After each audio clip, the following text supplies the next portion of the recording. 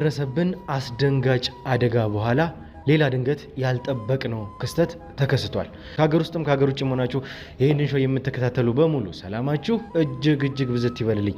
ብሩክ ነኝ። ዱካሾ ላይ እንገኛለን። የተለያዩ ማህበራዊ ጉዳዮችን እንዲሁም ደግሞ የወንጀል ታሪኮችን ሳይቀር እዚህ ወደ እናንተ የምናደርስበት ውድ የሆነው ሰዓታችን ላይ ደርሰናል። እንግዲህ ወደ ተመልካቾቻችን እንደምታዩት ከሆነ ድምጼም በጣም እየተቆራረጠ ነው። በጣም እንግዲህ ተጣድፌ ነው እዚህ ቦታ ላይ የደረስኩት። ስልክ ተደውሎልን የመጣሁትና በተቻለኝ አቅም ግን ያለውን ነገር ለእናንተ መግለጽ ስለወደድኩ ነው እዚህ ቁጭ ብዬ አንዳንድ ነገሮችን ልነግራችሁ የፈለግኩት። እንግዲህ ድንገት ነው እዚህ የመጣ ነው። ውድ ተመልካቾቻችን እንዳያችሁት ከሆነ ቀደም ብለን የጀመርነው አንድ ኬዝ አለ። ያ ኬዝ ምንድነው? ልዑልን በህልውና ጉዳይ የመጣ የማንነት ጥያቄ ነበረ የመሰለን መጀመሪያ። ከዛ በኋላ እንግዲህ ነገሮች እየሰፉ መጥተው ዛሬ ያለንበት ደረጃ ላይ ደርሰናል። በባለፈው ክፍል እንደተመለከታችሁት እንግዲህ ጠፋ ብለን ነበረ ለተወሰኑ ቀናት።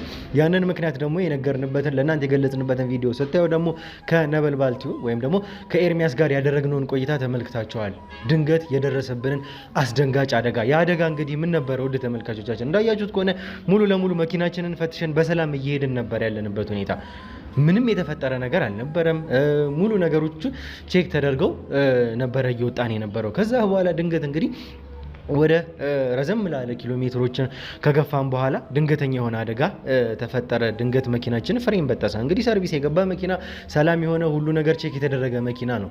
ያ ማለት ከዚህ በኋላ በጣም ከጀርባው ከባድ የሆኑ በጣም ብዙ ጉዳዮች እንዳሉ ያሳየናል። እኛን እንግዲህ ነገሮች እንዲወሳሰብብን ያደረገው ያ ነው። እንግዲህ በዛ ምክንያት እንግዲህ እግዚአብሔር ረድቶን የእናንተም ጸሎት ጠብቆን አንድም ሰው በህይወት ሳይጎዳ ተርፎልናል ማለት ነው። የተወሰኑ አደጋዎች ምናልባትም አደጋ ስለሆነ እንደምታውቁት የተወሰኑ ነገሮች ይኖራሉ። ከዛ ባሻገር ግን እየደረሰብንን ያሉትን ነገሮች ተመልክታችኋል። እንግዲህ ወደ እውነታው በቀረባችሁ ቁጥር የልዑልን ህይወት አደጋ ላይ እየጣላችሁ ነው የሚል ማስፈራሪያዎች፣ ዛቻዎች እየደረሱ ነው። ከዚህ በፊት እንግዲህ እንደምታዩት ከሆነ እንደዚህ አይነት ነገሮች የተለመዱ ናቸው። እንደዚህ አይነት ኬዞችን ስንሰራ ብዙ ማስፈራሪያዎች፣ ብዙ ዛቻዎች ይደርሳሉ። አሁን ግን ያለው ጉዳይ በጣም አሳሳቢ፣ በህይወታችን ላይ የተቃጣ ነገር ሆኗል። እኛ ወደኋላ የምንልበት ግን ምንም ምክንያት እንደሌለ ለእናንተ ገልጸንላቸዋል። ዛሬ እንግዲህ የተፈጠረውን ነገር ልንገራችሁና ለእናንተ ከዚህ በፊት አንድ ክፍል ላይ አቶ ፈቀደ የሚባል ግለሰብ ወደ እናንተ አምጥተን ያ ማለት ከአቶ ወርቁ ወይም ደግሞ የልዑል አባት ነው ከተባለው ግለሰብ ጋር የቀጥተኛ ዝምድና ወይም ደግሞ የአጎቱ ልጅ የሆነ ሰው ነው።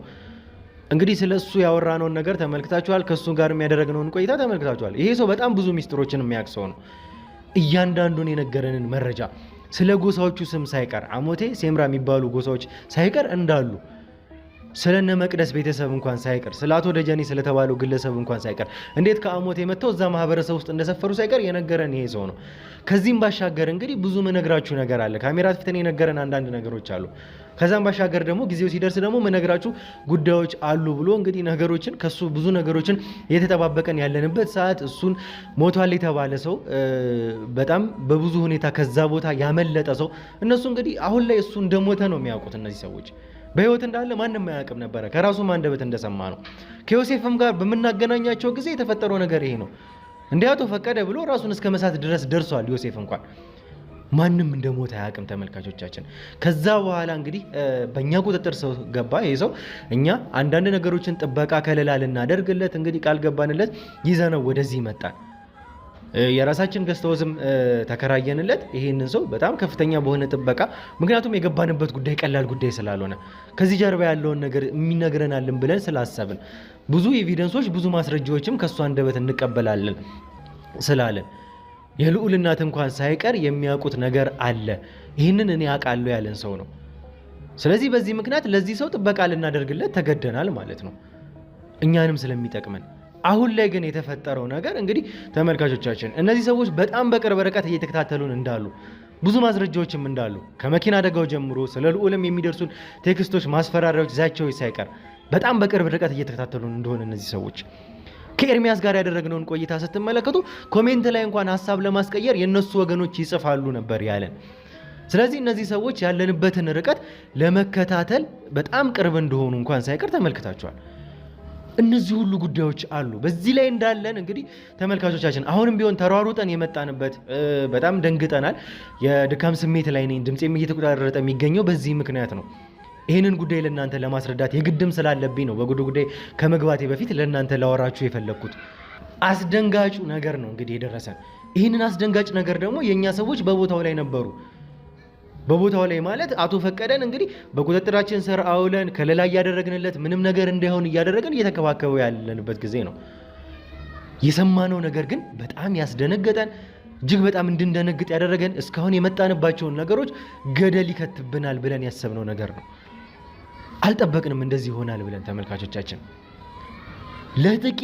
ለጥቂት ነው እንግዲህ ከሞት የተረፈው ይሄ ሰው ከዚህ በፊትም እንደነበረው።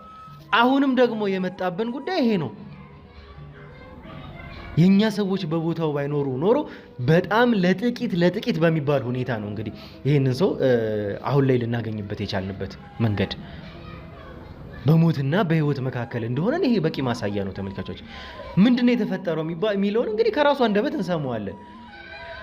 እኛም እንግዲህ ነገሮችን ለመስማት ሞክረናል። አሁን ግን በቀጥታ ከእናንተ ጋር ደግሞ የተፈጠሩትን ነገሮች እንሰማለን። ከኛ ሰዎች ጋር የተወሰኑ ነገሮችን አውርተናል። በዝርዝር ደግሞ ምን እንደተፈጠረ እናያለን። እንግዲህ ተመልካቾቻችን እስከ መጨረሻው ድረስ አብራችሁን ቆዩ።